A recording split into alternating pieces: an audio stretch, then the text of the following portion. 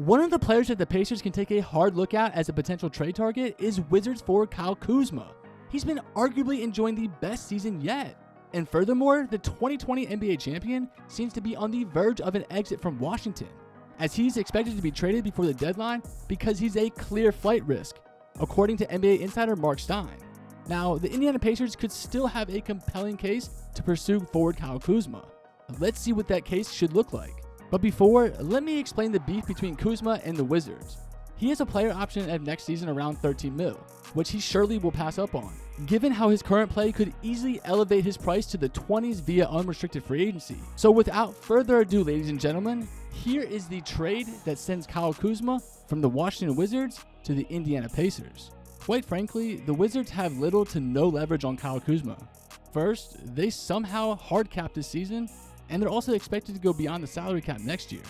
Second, Kuzma is reportedly seeking not only a hefty raise, but also a big market team, possibly a contender as his preferred destination in free agency. On the flip side though, the Indiana Pacers have a multitude of reasons to move on from TJ McConnell, as he's occupying valuable minutes in a role from younger players who really, in all honesty, they need them more. Meanwhile, Goga Bitadze has once again been an afterthought in the Rick Carlisle rotation, and all signs point to the team not re-signing him in the summer. Indiana's 2023 second-round pick from San Antonio is not only a sweetener, but basically the main return asset for Washington. Because with the Spurs projected to remain beneath the standings, that pick should be pretty valuable even if it's outside the first round, especially considering the 2023 draft class extraordinary depth. Sending another second-rounder to the Wizards should be the cherry on top for this deal to push through, and with the Pacers owning 3 first-round selections anyway, doing so shouldn't really hurt one bit. Now, why should both of these teams execute this deal? Well, first, let's start with the Pacers. The Indiana Pacers, they may look to be sending a haul for Kyle Kuzma, but in all reality, you guys, they're giving up a very dispensable pieces for their services. The elephant in the room is not the price for acquiring him, but his willingness to seriously consider staying in the Circle City beyond this upcoming season. For all the risks associated with Kuzma and his free agency demands, the Pacers should nevertheless be willing to gamble for the aforesaid price. Indiana, after all, has a solid young core, financial flexibility, and sheer potential to lure him in for the long run.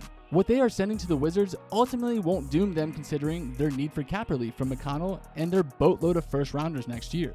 Meanwhile, Washington has to do what it takes to ensure that they extract some assets for the definite flight risk in Kyle Kuzma. Reports have been persistent in leaking the forward to contenders such as the Phoenix Suns, but if the latter only comes up with a deal centered on, well, Jay Crowder, the Pacers can certainly do much better than the Suns dangling a demanding veteran. Netting 2 second-rounders in a deep 2023 draft class is really valuable, especially since it gives the Wizards more than enough ammo to be more aggressive in trying to be better than their draft positioning later on. Also, while McConnell has been below average this season for the Pacers, he could easily slot in as a key rotational player for the Washington Wizards, given their utter lack of viable playmakers. Now, the Pacers were expected to be one of the worst teams in the NBA this season. They've been a huge surprise and surged up to 4th in the East at one point. Since then, they've slid down to 7th in the standings and sit at a critical point in their schedule. Indiana sits 1 game above 500 at 18-17. In their next 10 games, they only face 2 teams that are under 500. Those teams are Charlotte, who is terrible, and Toronto. They face teams like Milwaukee, Cleveland tonight, Philly, the Clippers, and the Knicks. All of them are pretty damn good. So this is the time to find out whether or not this Pacers team is going to make any moves. A 7-3 or 8-2 record through those 10 games could make the Pacers buyers in the trade market. And conversely, a 2-8 or 3-7 record might force them to start selling. So they really need to figure out what their plan is after these 10 games. You got Halliburton and Mathurin, who are the foundational players, and June Nembhard has shown to be a useful player as well. Everyone else is expendable if the Pacers do indeed want to go back to tank mode. Only those 3 players will be off limits in doing so. So Indiana would likely part ways with Miles Turner and Buddy Hield if they start to slide too far in the standings. They would likely get some draft capital for these guys so they could accelerate their rebuild. But I don't actually see this happening anymore though. The more likely scenario in my mind is that the team stays as it is throughout the rest of the season. Halliburton raises the floor of its team too much that they would have no shot for the number 1 pick, even if they did trade Turner and Hield. He's just too damn good.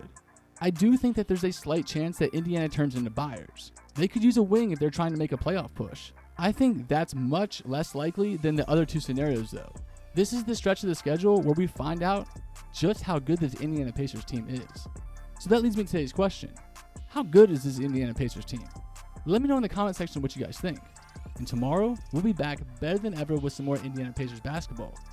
And I got some announcement to make to you guys. I was offered a Pacers podcast with the Believe Network, which will start at the beginning of the new year. So just be ready, you guys. We're bringing some more fire content. And I'm sorry I haven't been posting as much, but I'm back on my grind. And the Indiana Pacers, we're going to have so much fun this season, you guys.